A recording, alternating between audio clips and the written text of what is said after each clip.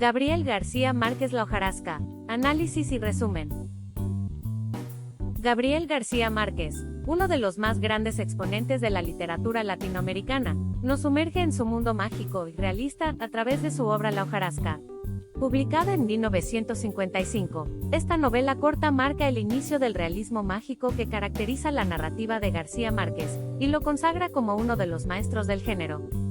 La hojarasca nos transporta al ficticio pueblo de Macondo, un lugar en el que el tiempo parece detenido, y las historias se entrelazan con la vida cotidiana de sus habitantes. La narrativa se estructura en tres voces distintas, la del coronel, la de Isabel y la de un médico recién llegado al pueblo.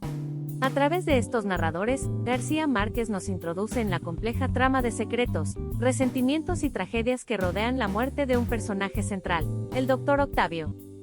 La historia comienza con la llegada del médico a Macondo, quien se encuentra con un pueblo sumido en el silencio y el abandono. La muerte del Dr. Octavio, un personaje odiado por muchos y querido por pocos, desencadena una serie de recuerdos y reflexiones en los habitantes del pueblo, incluyendo al coronel, quien lleva años esperando el regreso del médico para ajustar cuentas. A medida que avanza la narrativa, descubrimos los complejos lazos que unen a los personajes entre sí y con el pasado de Macondo.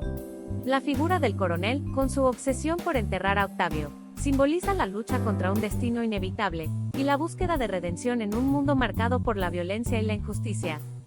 La presencia constante de la hojarasca, que todo lo cubre y lo devora, sirve como metáfora del paso del tiempo y la inevitabilidad de la muerte. García Márquez nos invita a reflexionar sobre la naturaleza cíclica de la vida, y la eterna lucha entre el bien y el mal, la luz y la oscuridad. En resumen, La hojarasca es mucho más que una simple novela, es una obra maestra que nos sumerge en un universo de magia y realidad, donde los sueños y las pesadillas se entrelazan para revelar la complejidad del alma humana y la fragilidad de la existencia.